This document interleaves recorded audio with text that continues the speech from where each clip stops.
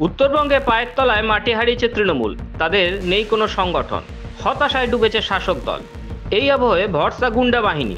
উত্তরবঙ্গে ফের আক্রান্ত বিজেপি সাংসদ। শনিবার সন্ধ্যায় বিপর্যস্ত এলাকা পরিদর্শন করে ফেরার পথে দার্জিলিং এর সাংসদ রাজু বিস্তার কনভয় লক্ষ্য করে ইট পাথর ছোড়ে দুষ্কৃতীরা। आज टीएमसी के नेता कोई फील्ड पे तो दिखाई नहीं देते। आप नॉर्थ बंगाल में कोई एक सांसद, कोई एक विधायक बता दो जो राहत शिविर में जा रहा हो, जो लोगों के पास मिलने के लिए गांव-गांव पहुंच रहे हो, या प्रशासन या किसी को भी आप देख लिए, टीएमसी का कोई नहीं मिलेगा नमूना। लेकिन आज जब भारतीय जनता पार्टी का एक एक कार्यकर्ता गांव-गांव घर पहुंच रहा है ना, उससे इनको तकलीफ है, इसलिए हमले हो रहे हैं। लेकिन इससे हम डरने वाले नहीं है। इनका चरित्र जो है पूरे पश्चिम बंगाल में उजागर हो चुका है। अब इनका जाने का समय आ गया है।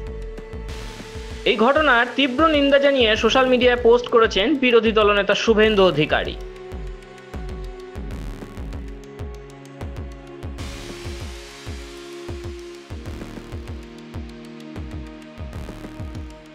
শনিবার রিমভিক ও লোধামায় বিপর্যস্ত এলাকা পরিদর্শন করে ফিরছিলেন রাজু বিস্তার।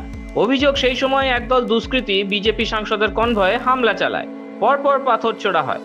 উত্তরবঙ্গে বিধানসভা ভোটে হেরে যাবে বুঝতে পেরে আগেভাগেই সন্ত্রাস করে এভাবে বিরোধীদের দমাতে চাইছে তৃণমূল।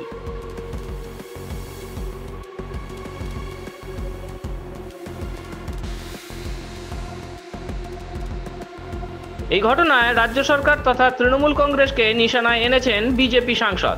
সোশ্যাল মিডিয়ায় পোস্ট করে রাজু বিস্তার কয়েকটি ছবিও শেয়ার করেছেন, যেখানে তার কনভয়ের ওপর হামলার চিহ্ন স্পষ্ট।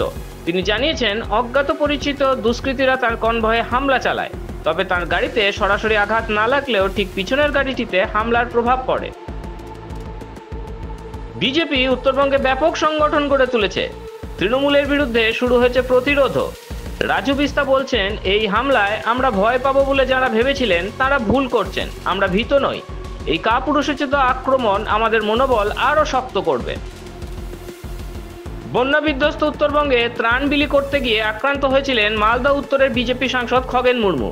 সেই ঘটনায় তার নাক মুখ রক্তাক্ত অবস্থার ছবি ছড়িয়ে পড়ে সোশ্যাল মিডিয়ায়। এবার আরও এক বিজেপি সাংসদের ওপর হামলার চেষ্টা করা হলো। গুন্ডা, মস্তান, তোলাবাজ, অনুপ্রবেশকারী, এরাই তৃণমূলের ভরসা। জনসমর্থনের অভাবে ধুঁকছে শাসক দল, তাই সন্ত্রাসের রাজনীতির আশ্রয় নিচ্ছে তারা। ব্যুরো রিপোর্ট, মাধ্যম। Goa's transformation is more than just development. It's about progress and a brighter future for all. Bridges that unite aspirations, highways that bring communities closer, world-class airports welcoming opportunities. From modern infrastructure to seamless connectivity, Goa is on the fast track to grow. Under the decisive leadership of Prime Minister Narendra Modi and Chief Minister Dr. Pramod Sawant, the double-engine Sarkar is driving Goa towards Vikasit Bharat 2047, a future of prosperity, innovation and limitless possibilities.